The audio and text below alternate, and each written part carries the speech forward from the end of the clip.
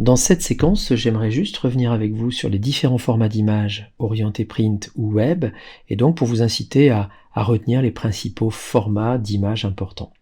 Alors, si on parle du print, on va avoir deux formats à mettre en avant, le PSD, du Photoshop pur et dur finalement, qui a la particularité de préserver la qualité et les transparences de l'image, mais également les calques qui pourront être conservés. Alors bien évidemment, tout ça, ça sous-entend que votre fichier sera lourd, mais dans le print, ce qui nous importe, c'est la qualité plutôt que le poids. L'autre chose que vous pourrez mettre en place pour une finalité print, c'est le format JPEG HD comme haute définition.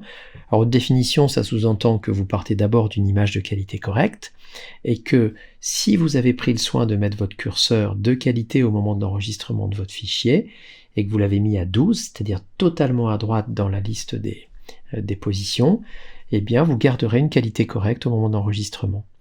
Attention toutefois de vous rappeler que dans tous les cas, le JPEG ne permet pas de conserver les transparences. Donc ça sert à rien de passer 10 minutes à faire une sélection correcte si au final vous enregistrez votre document JPEG, puisque dans ce cas-là vous perdrez systématiquement les transparences du fichier.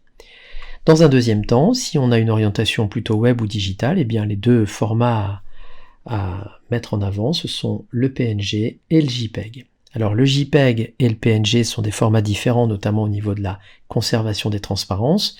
Ce que sait faire le PNG, c'est ça, c'est conserver les transparences, avec toutefois une possibilité que vous avez quand vous exportez pour le web, une fonction qu'on a vue, la possibilité de choisir un format PNG 8 ou 24. 8 bits ou 24 bits en réalité. Sous-entendu, il y en a un qui contient plus de couleurs que l'autre, c'est le 24, mais qui est aussi plus lourd, mais aussi plus qualitatif en conséquence. Donc c'est un choix à faire.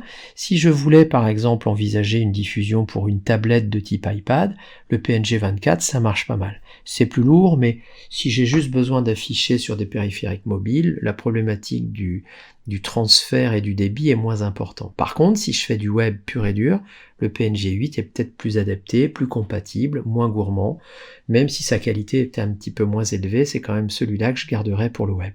Donc PNG conservant les transparences, et quant au JPEG basse def, il a les mêmes contraintes que le JPEG haute def, si ce n'est que sa qualité est un peu plus faible, mais reste suffisante pour une diffusion de type web, blog, projection sur un projecteur dans une salle de réunion, etc.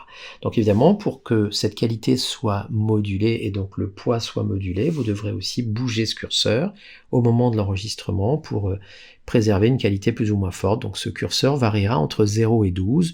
Donc en vous mettant sur une qualité intermédiaire, vous aurez un poids de fichier intermédiaire.